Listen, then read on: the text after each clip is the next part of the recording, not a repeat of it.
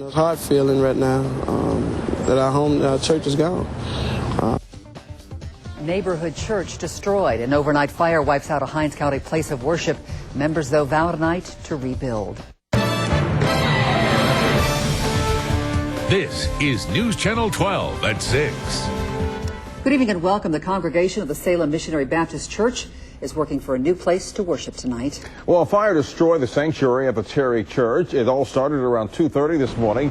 Flames were seen shooting through the roof. Unfortunately, no one was inside at the time. Firefighters worked to save what they could, but not much could be done to preserve the church that's more than 140 years old. News Channel 12's Carol Carr talks to some lifelong members about the devastating loss. Church fire, it's the big story tonight at 6. I was baptized here back in 1950. J.C. Jones was raised in the Salem MB Baptist Church. It's been like a second home, a place for peace, praising, and fellowship. When I first walked up here, got in this morning, my knees got weak. Seeing the damage was almost too much for Jones to bear. But then he remembered what he learned here at Salem. All we got to do is keep faith in God, and He's going to make everything all right for us. And the pastor tells me that the church just got finished remodeling, including adding new furniture and updating some of the pews. Here's what's left of some of the items found inside the church. It's hard feeling right now that our church is gone. James Jefferson Jr. joined the church 20 years ago. I know we can rebuild, but it's still a lot of memories here. Memories and faith the congregation plans to hold on to get through this tragedy. In Terry, Carol Carr, WJTV News Channel 12. And although the sanctuary is gone, the fellowship hall is still standing. Members tell us that they're considering holding service there while they rebuild their sanctuary. Madison County Police are now looking for a man wanted for drugs and running from a traffic stop. Warrants have been issued for 29-year-old Rodriguez Brown. He is wanted for possession of crack cocaine with intent to distribute, resisting arrest, and careless driving. Now, on Saturday, Madison police stopped Brown during a routine traffic stop at the Madison exit. They got suspicious and asked permission to search Brown's vehicle. During this search, they reportedly found what appeared to be a large amount of crack cocaine. And when police tried to arrest Brown, he ran into a wooded area. Well, officers looked for Brown, but couldn't find him. If you know anything of where he is hiding, you're asked to call police. A grand jury will review the case of a Jackson homeowner who shot a suspected thief accused of trying to break into his car. It happened yesterday morning around 5 at the man's home on East Ash Street. The homeowner says the man was trying to break into his Chrysler Sebring that was parked in front of his house. The homeowner shot 26-year-old Michael Evans once in the thigh. Police say Evans was still inside the car when he was shot. Tonight, Evans faces burglary charges.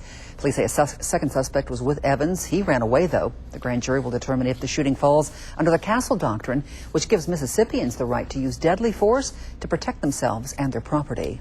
A man drowns when his boat overturns in Yazoo County. The coroner says that 37-year-old Willie James Hamer died yesterday afternoon. He was on Rose Hill Lake, that's north of Bentonia, when it all happened. Authorities say it took his fishing partner an hour, using a tree limb as a paddle to get the boat to the bank.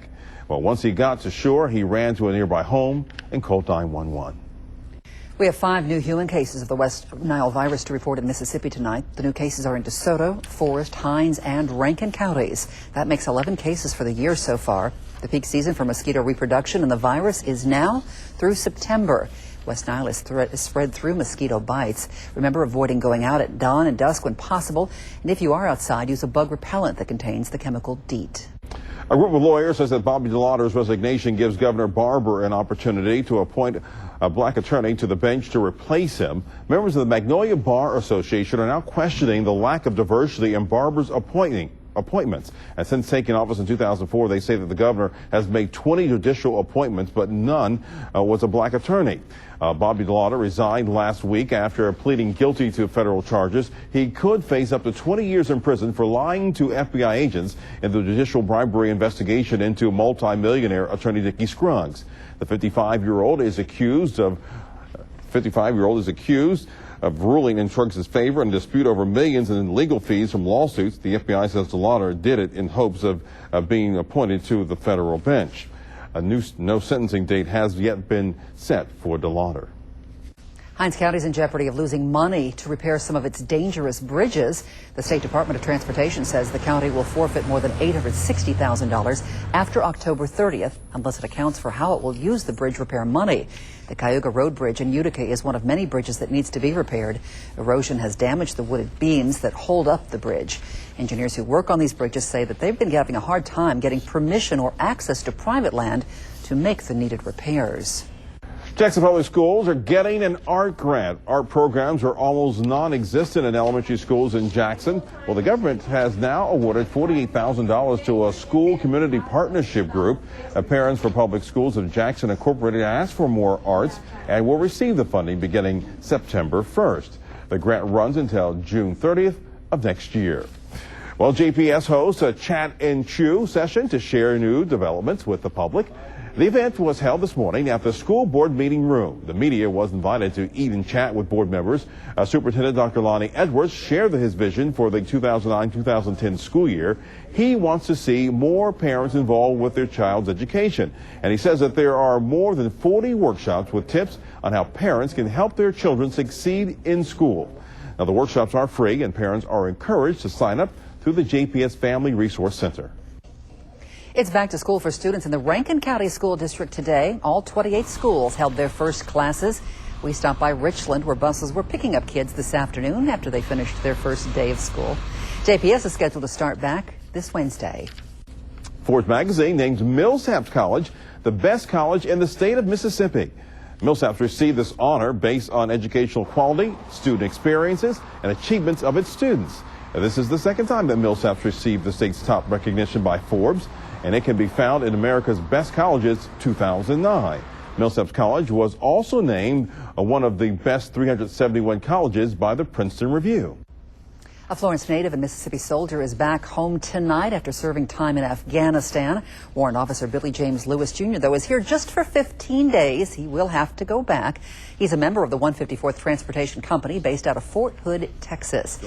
His family held a barbecue today in Florence to welcome him home, and it was an honor, he says, to come back. Lewis admires his wife. He says that she is the real hero because she's been at home raising their 3 new triplets and their 8-year-old daughter while he's been overseas working. The triplets were infants when he left. When I left, they was very, very small. And when I saw the babies, he was in the front. And I didn't know whether to kiss him or to shake his hand. Good scene.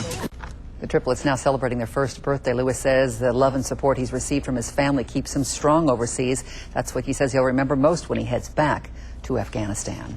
Well, we are now less than a week away from giving away the 2009 Miracle Home. You still have time to buy your raffle ticket and help Larry Batson Children's Hospital. The home is in the Providence subdivision. That's off Gluckstadt Road in Madison County, and we are giving it away this Saturday night. The 3-bedroom, 2-bath home features all kinds of special details like granite countertops in the kitchen and bathrooms, beautiful crown molding and designer paint colors, and it also features some special green details like bamboo wood floors and energy-saving roofing, appliances, and lighting.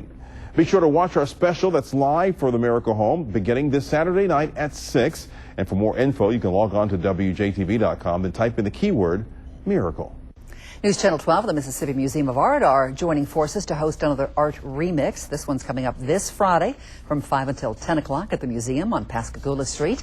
That's in downtown Jackson. Tickets are $15 now, $20 if you buy them at the door. For more information, go to WJTV.com and type in the keyword remix. Still ahead for you on News Channel 12 at 6, monitoring your web content, why it's so important to keep track of online messages, posts, or comments. But it's time now to head into the Storm Team 12 Weather Lab. Let's check in with meteorologist Ken South.